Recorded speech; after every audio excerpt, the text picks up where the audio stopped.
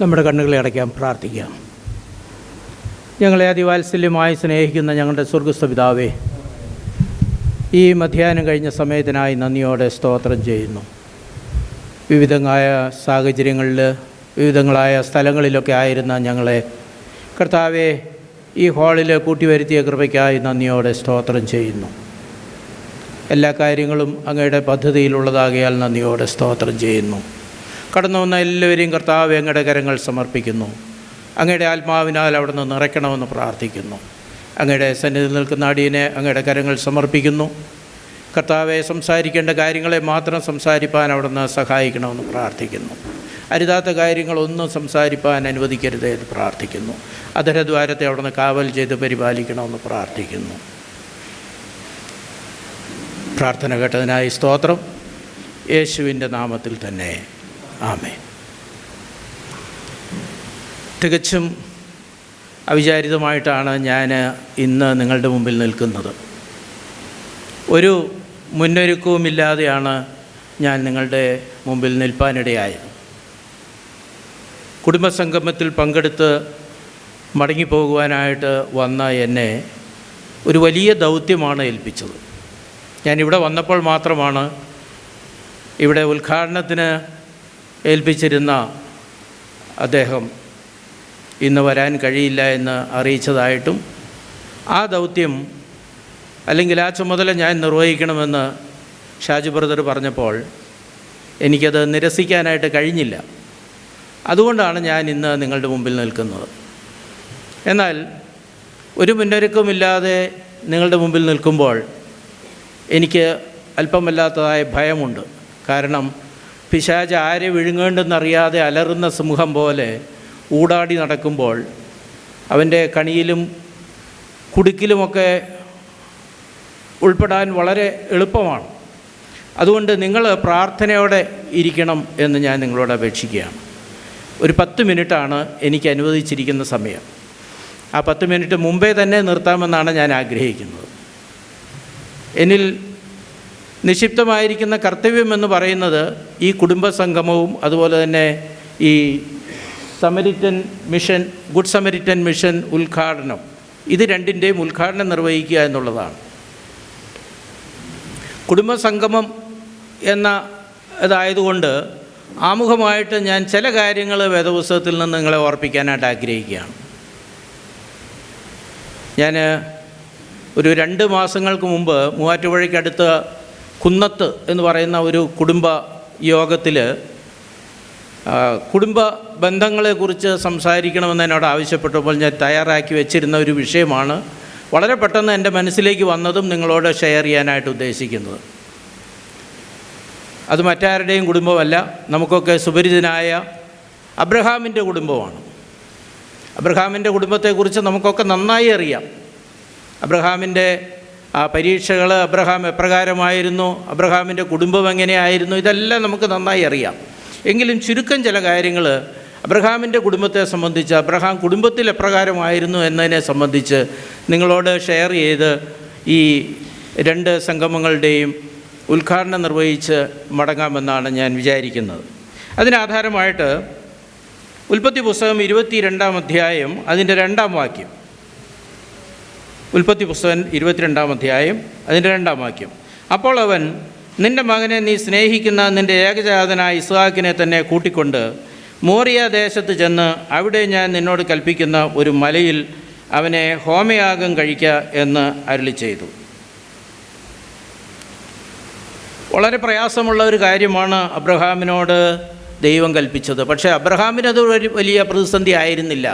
കാരണം അബ്രഹാമിനെ സംബന്ധിച്ച് നമുക്കറിയാം, വിശ്വാസികളുടെ പിതാവ് എന്നാണ് അബ്രഹാമിനെ കുറിച്ച് പറയുന്നത്. അബ്രഹാം വിശ്വാസത്തിൽ മാത്രം നിലനിന്ന അല്ലെങ്കിൽ ജീവിച്ച ഒരു വ്യക്തിയാണ്. ഞാൻ നിന്നെ കാണിപ്പാനിരിക്കുന്ന ദേശത്തേക്ക് പോകാം എന്ന് പറഞ്ഞപ്പോൾ ഒന്നും ചോദിക്കാതെ തൻ്റെ സർവസ്വവും സ്വരൂപിച്ച് തൻ്റെ ബാല്യക്കാരെ, ഭാര്യയൊക്കെ കൂട്ടി കാണിപ്പാൻ ഇരിക്കുന്ന ദേശത്തേക്ക് യാത്ര ചെയ്ത ഒരു മനുഷ്യനാണ് അബ്രഹാം എന്ന് പറയുന്നത്. ദൈവം എന്ത് കൽപ്പിക്കുന്നുവോ അത് അപ്രകാരം അനുസരണയോടെ ചെയ്യുന്ന ഒരു വ്യക്തിത്വമായിരുന്നു അബ്രഹാമിനുള്ളത്. ഇവിടെ ഈ കുടുംബത്തിൻ്റെ നാഥനായ അബ്രഹാം ഒരു നല്ല വിശ്വാസിയായിരുന്നു, അല്ലെങ്കിൽ വിശ്വാസികളുടെ പിതാവ് എന്ന പേരിനാൽ അറിയപ്പെട്ട വ്യക്തിയായതുകൊണ്ട് തന്നെ അബ്രഹാമിന് ഈ വിഷയത്തിൽ വലിയ പ്രയാസമൊന്നും ഉണ്ടായില്ല. 3-ാം വാക്യത്തിലേക്ക് വരുമ്പോൾ അബ്രഹാം അതികാലത്ത് എഴുന്നേറ്റ് കഴുതയ്ക്ക് കോപ്പിട്ട് കെട്ടി ബാല്യക്കാരിൽ 2 പേരെയും തൻ്റെ മകൻ ഇസ്ഹാക്കിനെയും കൂട്ടി ഹോമയാഗത്തിന് വിറക് കീറി എടുത്തും കൊണ്ട് പുറപ്പെട്ടു. ദൈവം തന്നോട് കൽപ്പിച്ച സ്ഥലത്തേക്ക് പോയി. അബ്രഹാമിനോട് പറഞ്ഞൊരു കാര്യം എന്ന് പറയുന്നത്, മോറിയ ദേശത്ത് ചെന്ന് അവിടെ ഞാൻ നിന്നോട് കൽപ്പിക്കുന്ന ഒരു മലയിൽ അവനെ ഹോമയാഗം കഴിക്കാം. അപ്പോൾ ഹോമയാഗത്തിനുള്ള തയ്യാറെടുപ്പുകളൊക്കെ ആയിട്ട് പിറ്റേ ദിവസം രാവിലെ തന്നെ അബ്രഹാം പുറപ്പെടുകയാണ്. എന്നാൽ പുറപ്പെടുന്നതിന് മുമ്പായിട്ട് ചില മുന്നൊരുക്കങ്ങൾ അബ്രഹാം ചെയ്തതായിട്ട് നമ്മളവിടെ കാണുന്നുണ്ട്. 4 കാര്യങ്ങളാണ് പ്രധാനമായിട്ട് അബ്രഹാം അവിടെ ചെയ്തത്. ഒന്നാമത്തെ കാര്യം എന്ന് പറയുന്നത് അതികാലത്തെ എഴുന്നേറ്റു. അബ്രഹാമിൻ്റെ ജീവിതത്തിൽ ദൈവവുമായിട്ടുള്ള സംവാദം എപ്പോഴും ഉണ്ടായിരുന്നു, അല്ലെങ്കിൽ ദൈവത്തോട് ആലോചന ചോദിക്കുന്ന ഒരു സന്ദർഭം അബ്രഹാമിൻ്റെ ജീവിതത്തിൽ കൂടെ ഉണ്ടായിരുന്നു. അബ്രഹാം ഇവിടെ ഒരു പ്രത്യേക ദൗത്യവുമായിട്ട് കടന്നു പോവുകയാണ്. അതിനുവേണ്ടി അബ്രഹാം ചില മുന്നൊരുക്കങ്ങൾക്ക് വേണ്ടി ഒന്നാമത് ചെയ്തത് അതികാലത്തെ എഴുന്നേറ്റു. സങ്കീർത്തനം 63-ാം അധ്യായത്തിലേക്ക് വരുമ്പോൾ അതിൻ്റെ 1-ാം വാക്യം, ദൈവമേ നീ എൻ്റെ ദൈവം, അതികാലത്തെ ഞാൻ നിന്നെ അന്വേഷിക്കും. അതികാലത്തെ എന്ന് പറയുന്നത് സൂര്യൻ ഉദിക്കുന്നതിന് മുമ്പുള്ള സമയമാണ്. അതേത് സമയവുമാകാം. അപ്പോൾ അതികാലത്തെ എഴുന്നേറ്റ് നമ്മളുടെ ഒരുക്കങ്ങൾ പൂർത്തീകരിച്ചാൽ നമുക്ക് മുന്നോട്ട് പോകാൻ വലിയ പ്രയാസമുണ്ടാകുകയില്ല. പലപ്പോഴും നമ്മുടെയൊക്കെ ജീവിതത്തിൽ രാത്രി എത്ര വൈകി വേണമെങ്കിലും ഇരിക്കും, പക്ഷേ കാലത്തെ എഴുന്നേൽക്കുക എന്നുള്ളത് വലിയ പ്രയാസമാണ്. 6 മണിക്ക് വിളിച്ചെഴുന്നേൽപ്പിച്ചാൽ അതൊരു വലിയ ബുദ്ധിമുട്ടുള്ള കാര്യമാണ് പല കുട്ടികളെ സംബന്ധിച്ച്. പ്രായമുള്ളവർക്കും 6 മണിക്കൊക്കെ വിളിച്ചെഴുന്നേൽപ്പിക്കാനായിട്ട് ആദ്യം എഴുന്നേറ്റാലല്ലേ വിളിച്ചെഴുന്നേൽപ്പിക്കാൻ പറ്റൂ. അപ്പോൾ 6 മണിക്ക് എഴുന്നേൽക്കുന്നത് വലിയ പ്രയാസമാണ്. അങ്ങനെയാണെങ്കിൽ 5 മണിക്ക് എഴുന്നേൽക്കുക എന്നുള്ളതോ അത് അതിനേക്കാളേറെ പ്രയാസം. പക്ഷേ അബ്രഹാമിനെ സംബന്ധിച്ച് അബ്രഹാം അതികാലത്ത് എഴുന്നേറ്റു. ഒന്നാമത്തെ കാര്യം എന്ന് പറയുന്നത്. രണ്ടാമത്തെ കാര്യം എന്ന് പറയുന്നത് അവൻ വിറക് കീറി എടുത്തു. അബ്രഹാമിനെ സംബന്ധിച്ച് ധാരാളം ദാസിദാസന്മാരുണ്ട്, വിറക് വെട്ടുവാനായിട്ടുള്ള ആളുകളൊക്കെ ധാരാളമുണ്ട്. എന്നാൽ ഇവിടെ രേഖപ്പെടുത്തിയിരിക്കുന്നത് അബ്രഹാം വിറക് കീറി എടുത്തു. കാരണം ഒരു പ്രത്യേക ദൗത്യത്തിന് വേണ്ടിയാണ് അബ്രഹാം പുറപ്പെടാൻ പോകുന്നത്. യാഗം അർപ്പിക്കാനാണ് അബ്രഹാം പോകുന്നത്. നിൻ്റെ മകനെ യാഗമർപ്പിക്കുക എന്നുള്ള ദൈവത്തിൻ്റെ അരുളപ്പാട് അനുസരിച്ചു കൊണ്ടാണ് പോകുന്നത്. അപ്പോൾ എന്തു തന്നെയാണെങ്കിലും അവിടെ ഒരു യാഗം നടക്കേണ്ടതായിട്ടുണ്ട്. അതിനുള്ള മുന്നൊരുക്കം എന്ന് പറയുന്നത് അബ്രഹാം വിറക് കീറിയെടുത്തു. മൂന്നാമത്തെ കാര്യം എന്ന് പറയുന്നത് കഴുതയ്ക്ക് കോപ്പിട്ട് കെട്ടി ബാല്യക്കാരിൽ 2 പേരെയും തൻ്റെ മകൻ ഇസ്ഹാക്കിനെയും കൂട്ടി പുറപ്പെട്ടു. തൻ്റെ മകൻ ഇസ്ഹാക്കിനെയും കൂട്ടി പുറപ്പെട്ടു. നാലാമത്തെ കാര്യം ദൈവം തന്നോട് കൽപ്പിച്ച സ്ഥലത്തേക്ക് പോയി. അപ്പോൾ അബ്രഹാമിനോട് കൽപ്പിച്ചതായ ആ ദൗത്യം നിർവഹിക്കുന്നതിന് മുമ്പായിട്ട് ചെയ്ത 4 കാര്യങ്ങളെക്കുറിച്ചാണ് ഞാനിവിടെ പറയുന്നത്. ഒന്നാമത്തെ കാര്യം എന്ന് പറയുന്നത് അവൻ അതികാലത്ത് എഴുന്നേറ്റു. അതികാലത്ത് എഴുന്നേറ്റ് ദൈവത്തെ അന്വേഷിക്കുന്നുവെങ്കിൽ ദൈവത്തെ കണ്ടെത്തുവാൻ വലിയ പ്രയാസമില്ല. അതുകൊണ്ട് നിങ്ങളുടെ ജീവിതത്തിൽ അങ്ങനെയൊരു രീതി ഇതുവരെ ഇല്ല എങ്കിൽ നിങ്ങൾ നാളെ രാവിലെ മുതൽ അന്ന് പ്രാവർത്തികമാക്കി നോക്കണമെന്ന് ഞാൻ നിങ്ങളോട് ആവശ്യപ്പെടുകയാണ്. അതികാലത്ത് രാവിലെ എഴുന്നേറ്റ്, പലപ്പോഴും പല വീടുകളിലും കുടുംബ പ്രാർത്ഥന പ്രഭാതത്തിൽ 6 മണിക്ക് ശേഷം അല്ലെങ്കിൽ 7 മണിയൊക്കെ ആയ സമയത്തായിരിക്കും. ആ സമയത്ത് മിക്കവാറും ഫോൺ കോളുകൾ തുരുതരാ വന്നുകൊണ്ടിരിക്കും. അല്ലെങ്കിൽ ആരെങ്കിലുമൊക്കെ വീട്ടിൽ വരും.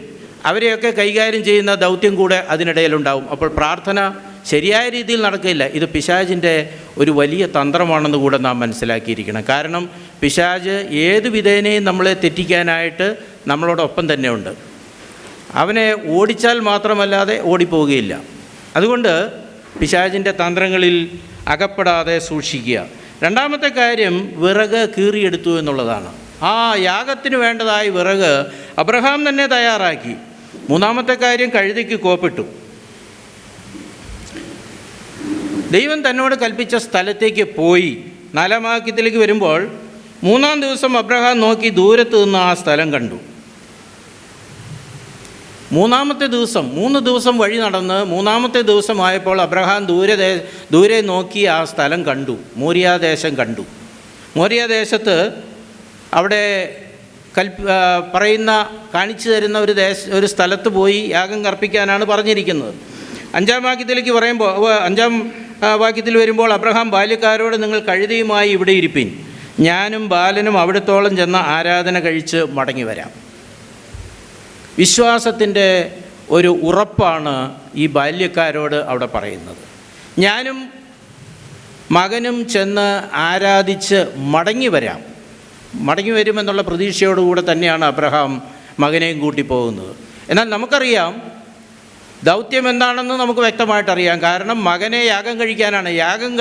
യാഗം അർപ്പിച്ചു കഴിഞ്ഞാൽ ആ മകനുമായിട്ട് ഒരിക്കലും മടങ്ങി വരാനായിട്ട് കഴിയുകയില്ല. എന്നാൽ തൻ്റെ മകനെ യാഗം കഴിക്കേണ്ടതായിട്ടുള്ള ഒരവസരം ഉണ്ടാകുകയില്ല എന്ന് വളരെ ഉറപ്പിച്ച മനോഭാവത്തോടെയാണ് അബ്രഹാം ആ യാഗസ്ഥലത്തേക്ക് കടന്നു പോകുന്നത്. മകനെയും കൂട്ടി കടന്നു പോകുന്നു. തൻ്റെ ബാല്യക്കാരോട് ഉറപ്പ് പറഞ്ഞിട്ടാണ് അവൻ കടന്നു പോകുന്നത്.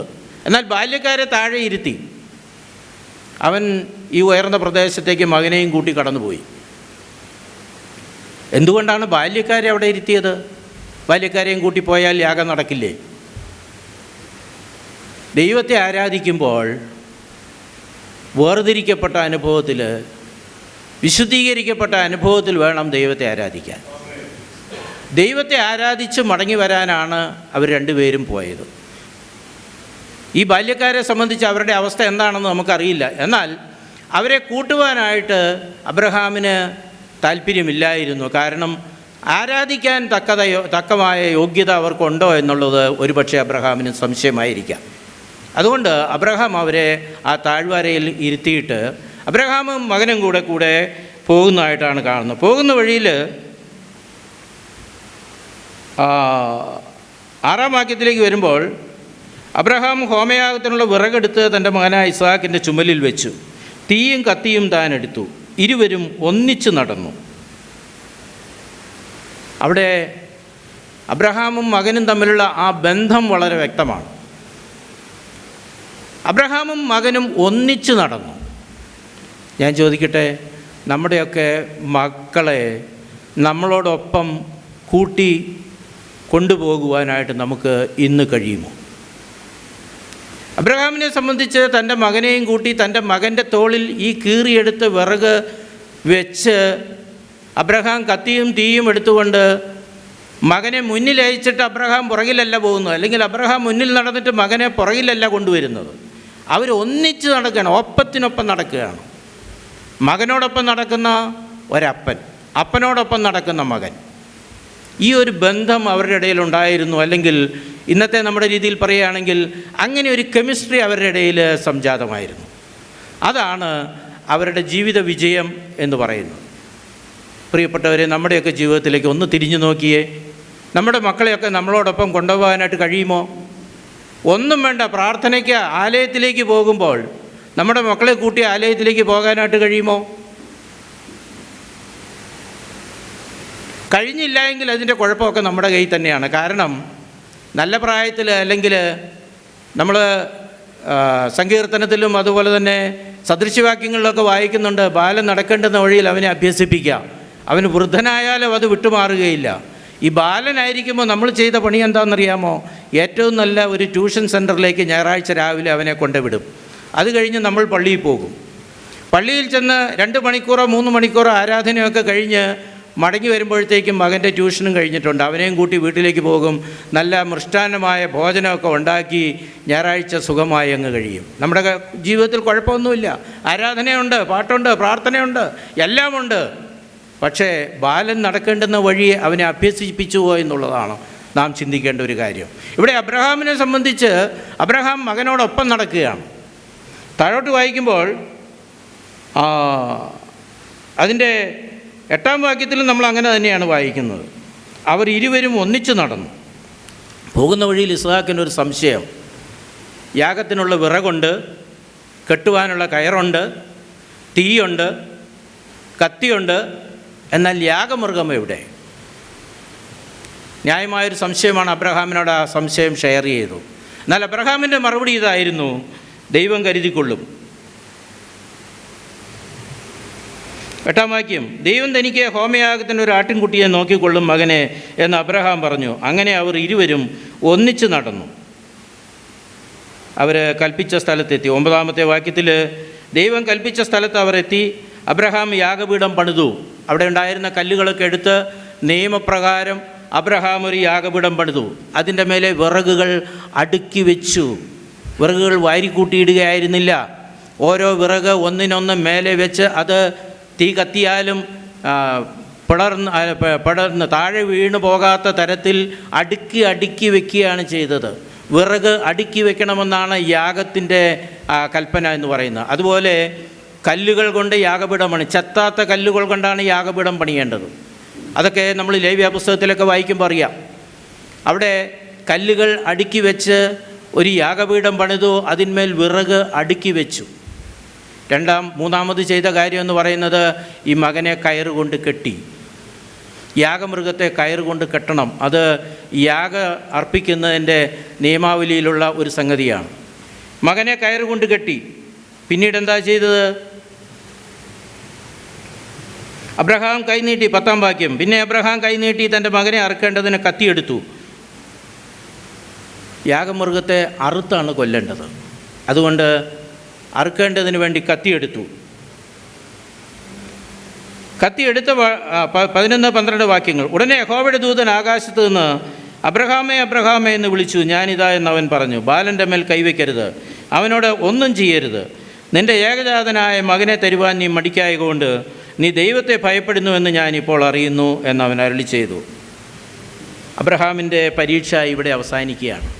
ഉയർന്ന നിലവാരത്തിൽ പരീക്ഷ പാസ്സായ ഒരു അബ്രഹാമിനെയാണ് ഇവിടെ നാം കാണുന്നത്. നമ്മുടെ ഭാഷയിലൊക്കെ പറഞ്ഞാൽ ഫസ്റ്റ് റാങ്കോടെ അബ്രഹാം ഇപ്പോൾ പരീക്ഷ പാസ്സായി. കാരണം എന്താണ്? അതുവരെയുള്ള കാര്യങ്ങളിലൊന്നും യാതൊരു വ്യത്യാസവും വരുത്തിയില്ല. എല്ലാ കാര്യങ്ങളും നിയമപ്രകാരം തന്നെ അബ്രഹാം ചെയ്തു. മകനെ കൂട്ടിക്കൊണ്ടുപോയി ആ യാഗപീഠം പണിതു, വിറകതിന്മേൽ അടുക്കി, കയറുകൊണ്ട് കെട്ടി, അറുക്കുവാനായിട്ട് കത്തിയെടുത്തു. അത്രയും ചെയ്തപ്പോൾ ദൈവത്തിന് ഒരു കാര്യം മനസ്സിലായി, അനുസരണയുള്ള ഒരാളാണ് അബ്രഹാം. വിശ്വാസത്തോടെ മുമ്പോട്ട് പോകുന്ന ഒരു വ്യക്തിത്വമാണ് അബ്രഹാം എന്ന് അബ്രഹാമിന് മനസ്സിലായി. അതുകൊണ്ടാണ് അബ്രഹാമിനെ തുറന്നുള്ള ആ കാര്യങ്ങളിൽ നിന്ന് തടയുന്നതായിട്ട് നാം കാണുന്നത്. തുടർന്ന് താഴോട്ട് വരുമ്പോൾ 4 കാര്യങ്ങൾ അബ്രഹാമിന് ലഭിച്ചതായിട്ട് നമ്മളവിടെ കാണുന്നുണ്ട്. ഞാൻ നിന്നെ ഐശ്വര്യമായി അനുഗ്രഹിക്കും. 16 മുതൽ 18 വരെയുള്ള വാക്യങ്ങളിൽ ഞാൻ സംക്ഷിപ്തമായിട്ട് പറയുകയാണ്. ഞാൻ നിന്നെ ഐശ്വര്യമായി അനുഗ്രഹിക്കും. നിൻ്റെ സന്തതി ആകാശത്തിലെ നക്ഷത്രങ്ങൾ പോലെയും കടൽക്കരയിലെ മണൽ പോലെയും അത്യന്തം വർദ്ധിപ്പിക്കും. നിൻ്റെ സന്തതി ശത്രുക്കളുടെ പട്ടണങ്ങളെ കൈവശമാക്കും. നിൻ്റെ സന്തതി മുഖാന്തരം ഭൂമിയിലെ സകല ജാതികളും അനുഗ്രഹിക്കപ്പെടും. 4 കാര്യങ്ങൾ അബ്രഹാമിന് ലഭിച്ച വാഗ്ദത്തങ്ങളാണ്. അബ്രഹാം വിശ്വാസത്തിൽ തികഞ്ഞപ്പോൾ, അബ്രഹാം അനുസരണയോടെ ദൈവസന്നിധിയിലായിരുന്നപ്പോൾ അബ്രഹാമിന് 4 അനുഗ്രഹങ്ങൾ ലഭിച്ചതായിട്ട് നമ്മളവിടെ കാണുന്നു. ഞാൻ നിന്നെ ഐശ്വര്യമായി അനുഗ്രഹിക്കും. ഇത് മലയാളത്തിൽ മാത്രമേ ഈ പ്രയോഗമുള്ളൂ. വേറെ ഒരു ഭാഷയിലും ഈ ഐശ്വര്യമായി അനുഗ്രഹിക്കും എന്ന് പറഞ്ഞിട്ടില്ല. സമൃദ്ധിയായി അനുഗ്രഹിക്കും എന്നൊക്കെ പറഞ്ഞിട്ടുണ്ട്. പക്ഷേ ഐശ്വര്യമായി അനുഗ്രഹിക്കുമെന്ന് മലയാളത്തിൽ മാത്രമേ കാണുന്നുള്ളൂ. അപ്പോൾ അബ്രഹാമിൻ്റെ 1-ാമത്തെ വാഗ്ദത്തം എന്ന് പറയുന്നത് അതായിരുന്നു. 2-ാമത് നിൻ്റെ സന്തതിയെ ആകാശത്തിലെ നക്ഷത്രങ്ങൾ പോലെയും കടൽക്കരയിലെ മണൽ പോലെയും അത്യന്തം വർദ്ധിപ്പിക്കും. ഒരേ ഒരു മകനേ ഉള്ളൂ.